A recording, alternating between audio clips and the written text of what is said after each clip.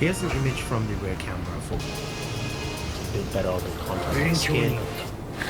Whew, man, that is an experience. That really is an experience. But there's a lot to unpack with the Apple Vision Pro. So if you're joining us for the very first time, Thunder E here from Board at Work. Thank you for watching this video on the channel, and definitely hit the subscribe button. So we have the Apple Vision Pro. I pre-ordered it, it's here.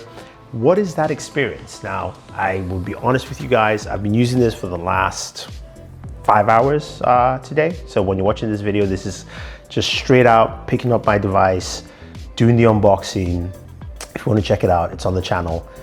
Seeing all the things in the box and then just using it all the way. So the very first thing I'll tell you is the setup. Setup is pretty simple and straightforward. You've seen other videos from people like Brian Tong, iJustine. The setup process is pretty straightforward. Now, when it comes to using it, this is where I think we should start talking about what the design choices are from Apple. The device itself is heavy. I'll just put it that way. It feels heavy. For me, within the first 5 minutes of using it, it felt heavy. And that was because I was using the Solar Strap, which is the main strap that Apple kind of showcased at the event. Now, for full disclosure, I did mention when I did the demo at DubDub that it didn't feel heavy. Again, that was not a final unit, so it's a bit different there.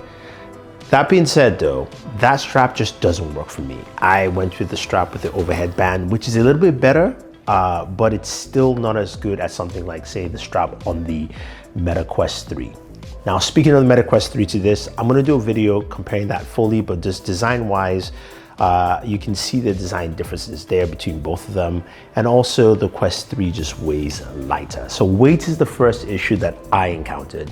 Definitely try and use a band that fits you best, because that's something that's gonna be really important. The one thing about this device is it rests on your face, right here in the front, on the bridge of your nose, and on your cheekbones. So you're going to feel it quite a bit. And again, to me, the weight is the biggest issue that I've experienced.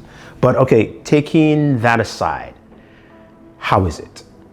Now, when you jump into the world of the Apple Vision Pro, you're greeted with this interface that's very familiar.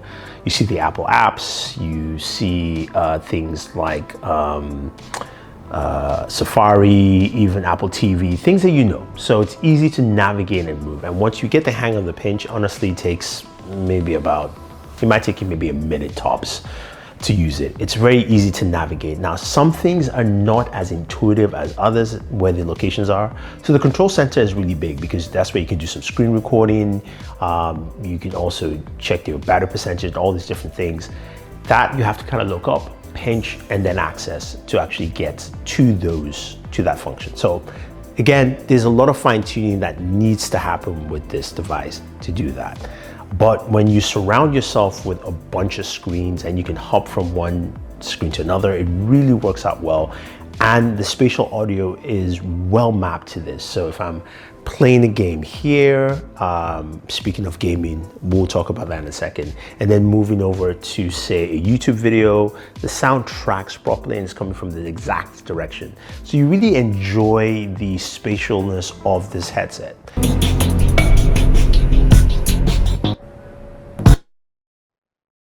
Almost found it. Okay, all right. So Yeah, we'll get into that.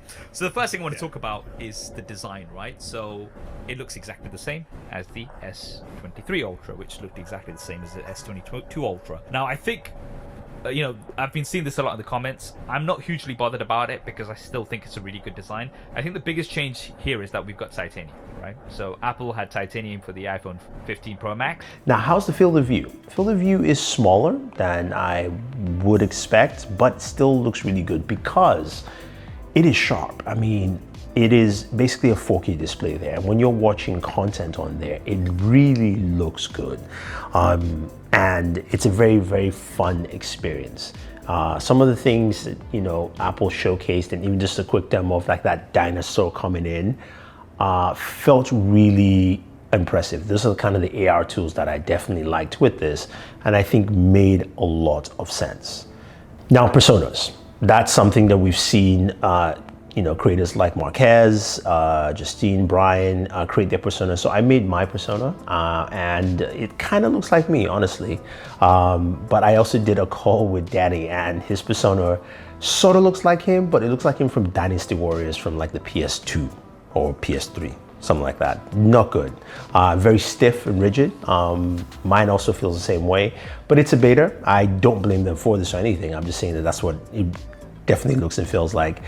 So you kind of get that idea that it's very stiff because it can't really map in real time your facial expressions. It's just trying to mimic that for you.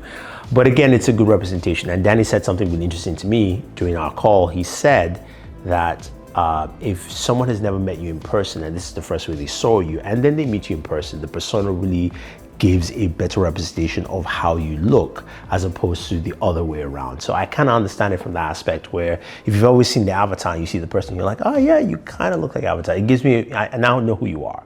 Now, the other aspects of this device that have to do with just the keyboard, communications and things like that. I've heard people talk about the keyboard in different ways. To me, I think the floating keyboard works really well. For me, it does. And there are two ways to input. You can go ahead and type on that keyboard, but using just your two index fingers. That's just the fastest way. Or you can look at the keys and of course, just pinch. That I prefer using the pinch just to put in passwords and things like that. But if I want to type, I use the keyboard. You can also use Siri for voice commands as well, if you use Siri at all. Now, spatial video is something that was quite interesting. I got some from Brian. For some reason, I just couldn't play it properly, but I'll put them here for you. But I also recorded one myself, and I did like the immersive view as well. It looked really nice, very solid. I think it kind of feels like a memory, or you're diving back into something that you've experienced in the past. So that is a very, very interesting aspect to it. Now, the device itself has an external battery. That's something that you've seen in other videos. It's an interesting battery pack. It's like 3,166 milliamps. It gives you about 2 hours in terms of battery use. I would say it's probably lasted me close to that in terms of battery use. What's interesting by the battery is that the way it's designed is designed basically proprietary. So you've got this massive giant lightning port. Yes, there's a lightning cable from here to this proprietary dock on the headset itself. The one on the headset I do like because it kind of locks into place to ensure that it's actually connected. And then you've got USB Type-C if you want to charge it or top it off. But you got to carry this everywhere with you. Like, this is the thing that you have to put in your, your jacket or pocket or something like that, which is just not conducive. And to me, again, when you consider the weight of the device itself and then the weight of the battery separately, it's a bit heavy. Now, performance and processing power on this thing is really good. When you're watching content on there, you're experiencing content, it's impressive. I think the hardware and having an M chip in here really makes a lot of sense. But I think this truly feels to me like a first gen device. That's what it is. And it's something that I would not recommend you pick up unless, of course, you just really want to check it out and you have $3,500 to spend. That's just my first impression on there, is that it's really good. It feels like Gen 1, a very well-designed Gen 1 device, but it does give a lot of roadmap. Now, some of you are gonna ask, okay, or some of you would say, my Quest does a lot of things, and we'll get into that when I do my comparison with the Quest. I'm gonna be covering a lot of gaming between both of them, and so just applications and see how they are. In terms of apps, there's no Netflix on here. There is, however, HBO Max as well as also Disney.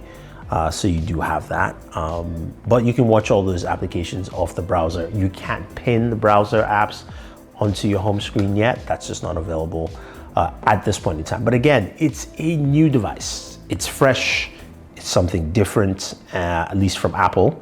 And we'll have to see how they update it to match the competition and also bring something new and different. Right now, it truly feels more like a VR headset than an AR headset. There are some, there are a lot of AR elements to it, but really the VR experience in terms of just kind of locking you in is pretty much what you're going to expect. But again, you can put screens around you and use that. I'm just waiting for the killer apps that will get people to go like, okay, this makes a lot of sense. I think that is what we're all waiting for. So those are my first initial thoughts on the Apple Vision Pro. I do like it, but I have to spend some more time. Again, 5-6 hours max I've used it. So if you have any questions or any comments, let me know. Don't forget to like, share, subscribe, and always enjoy your entertainment.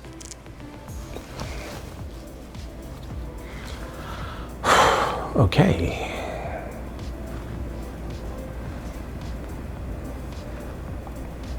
Boom. Bah.